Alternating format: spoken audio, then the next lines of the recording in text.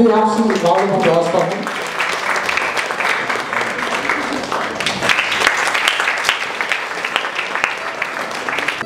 And our next speaker is an amazing personality, and he's someone who's got a lot of experience. He's none other than Azhar Baksh sir.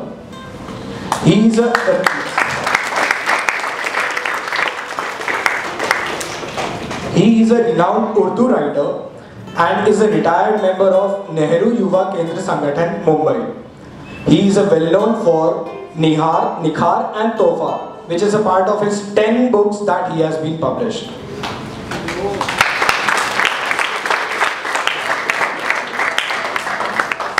So I request Azhar sir to please continue with his session and guide the students and continue with his speech. सबसे पहले मैं आप सबका शुक्रगुजार हूँ कि आपने इतने बेहतरीन इवेंट के लिए मुझे यहाँ पर आमंत्रित किया, मदऊ किया। बहुत अच्छा लगा। सब नौजवान हैं इस देश के, हम जवान हैं, नौजवान हैं, इनकलाबी कारवां। हम जवान हैं, नौजवान हैं, इनकलाबी कारवां। कोई क्या टकराएगा हमसे कि हम हिंदुस्तान। कोई क्या टकराएगा हमसे कि हम हिंदुस्तान। सीना हमने तान कर झेली हैं लाखों गोलियां। सीना हमने तान कर झेली हैं लाखों गोलियां। खून से हमने मनाई हैं हजारों होलियां। जलियांवाले बाग पर भी एक नजर तो डालिए, मौत ने जो भीख मांगी भर दी हमने झोलियां। मौत ने जो भीख मांगी भर दी हमने झोलियां। हम जहां खुशियां वहां हैं, हम जवान हैं, नौजवान हैं, इनकलाबी कारवां। मुझे आज जो यहाँ बुलाया गया वो एक बहुत ही बुनियादी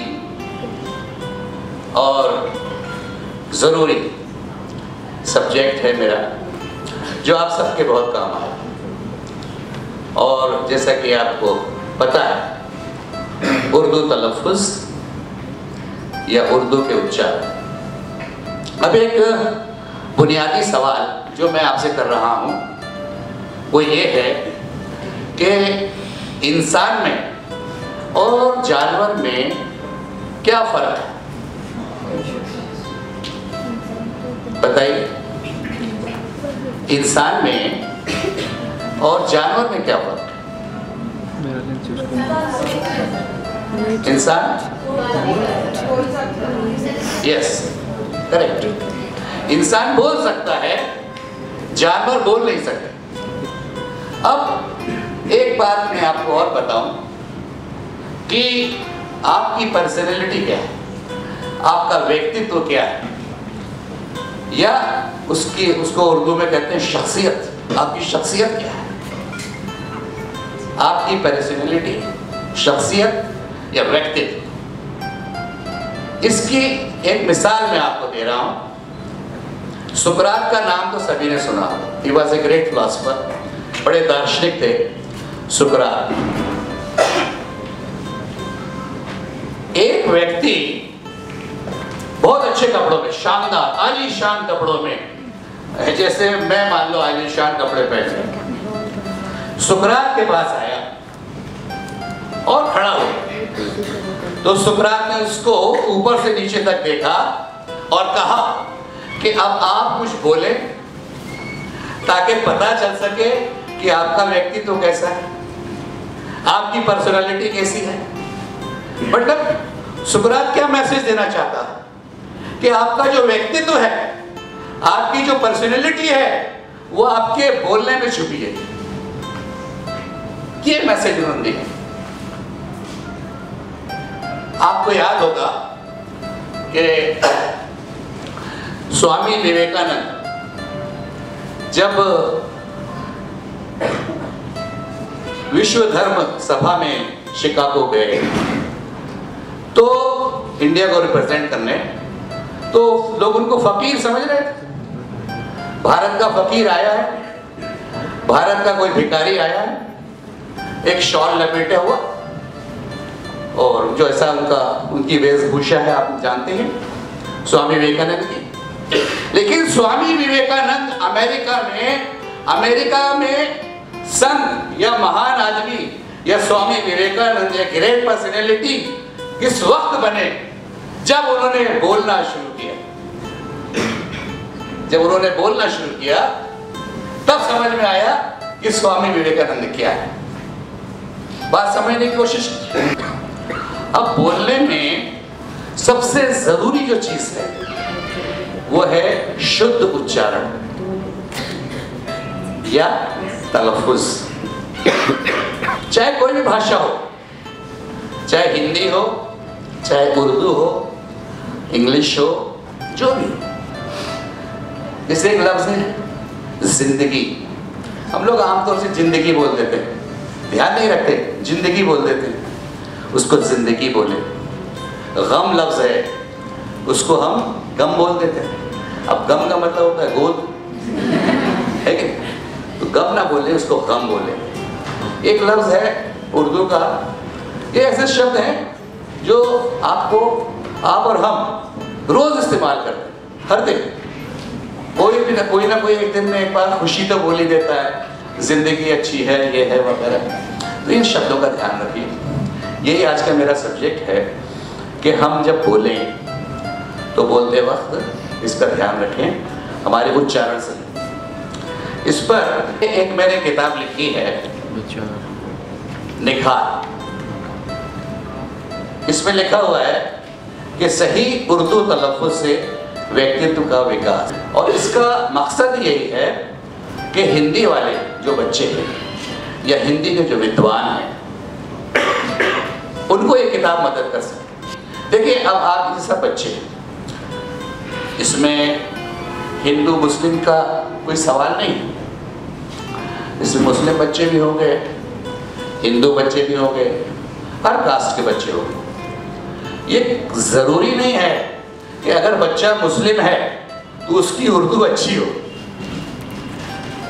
मेन पॉइंट ये है, बेसिक आइडिया ये है कि अगर आप कभी उर्दू की क्लास में गए हो, आपका पढ़ाई का मीडियम उर्दू रहा हो, तो आप अच्छी उर्दू बोल लेंगे। लेकिन मैक्सिमम बच्चे हमारे यहाँ आजकल जो हैं, या और भी जो लोग हैं, हिंदी के साहित्यकार हैं, बड़े बड़े नावलिस्ट हैं, बहुत बड़े बड़े फिलोसफर हैं, राइटर्स हैं, इनकी पढ़ाई उर्दू मीडियम से नहीं हुई।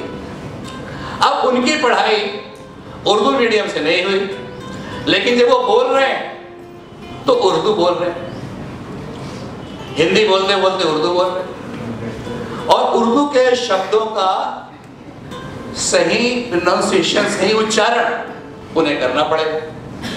जब आप टीवी सीरियल देखें तो उसमें गौर करिए कि कौन सा उर्दू शब्द आ रहा है और उसको आर्टिस्ट कैसा बोल रहा है। जिंदगी को जिंदगी बोल रहा है कि जिंदगी बोल रहा है, गम को गम बोल रहा है, खुशी को खुशी बोल रहा है, बावजूद को बावजूद बोल रहा है, ये बोल रहा है कि नहीं? उस नजरिए से आप देखिए। जब आप न्यूज सुने टीवी के, उसको देखिए।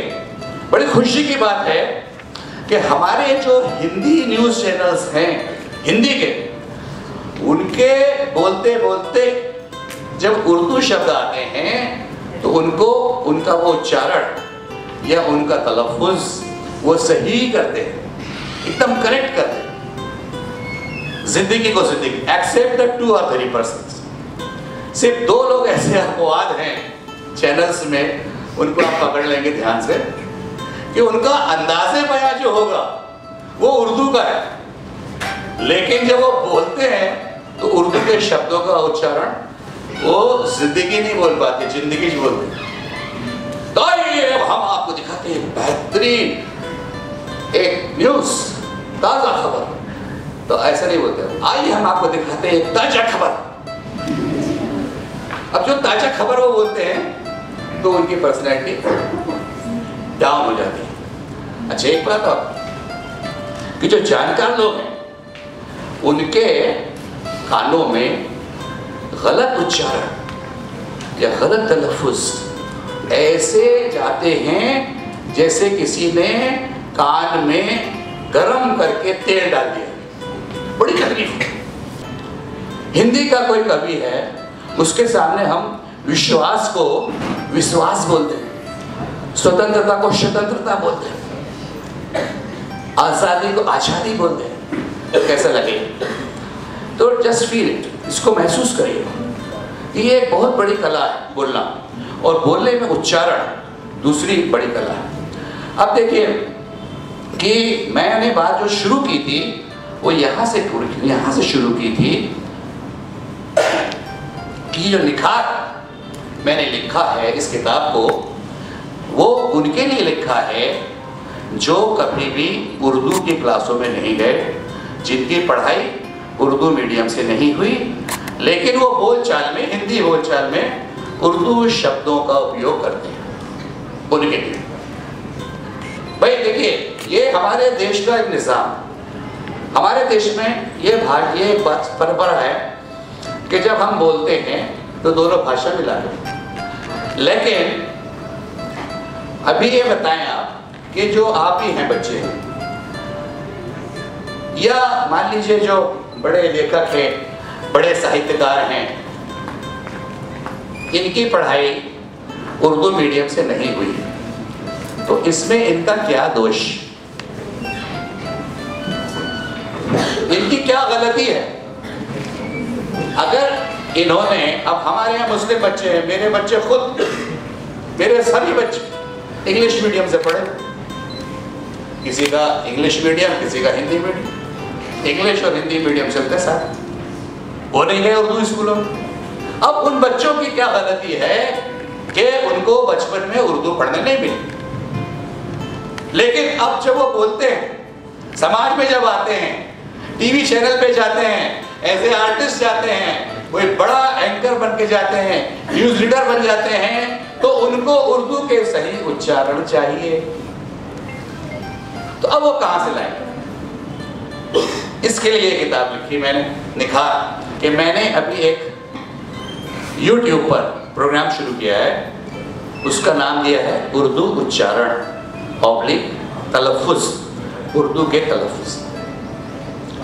तो उससे आप सुन के 6-6 मिनट, 10-10 मिनट के वो हैं वीडियोस, वो आप देखिएगा। मेरी चैनल है बख्श अजहर, बख्श अजहर पे आप जाएंगे और या डायरेक्टली आप YouTube पे जाके उर्दू उच्चारण सर्च करिए तो आपको मिल जाएगा। अभी 6 कड़ियाँ उसकी मैंने रिलीज़ की हैं, उसकी करीब हम 30 कड़ियाँ रिलीज़ करेंगे धीरे धीरे। तो मैं बता रहा हूँ उदाहरण, जैसे एक लफ्ज़ है जनाब, जनाब, उसको अगर आपने जनाब बोल दिया तो गलत हो जाएगा, समझ रहे ना बात?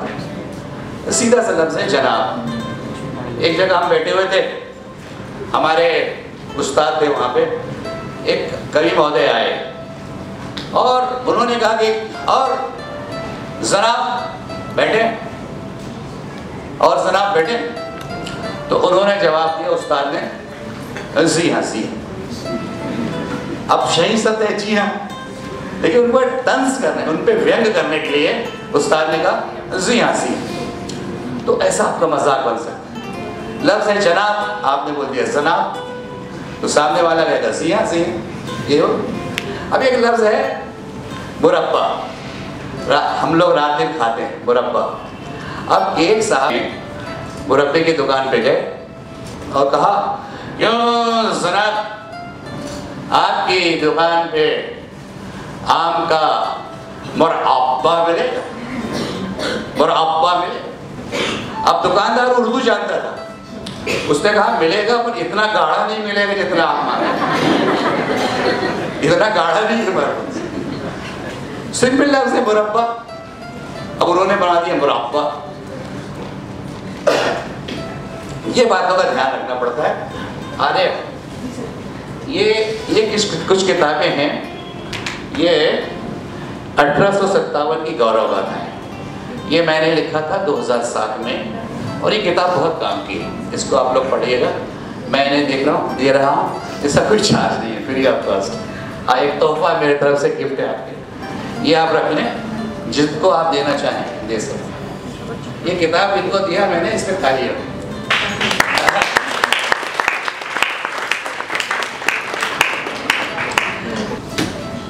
Thank you so much sir.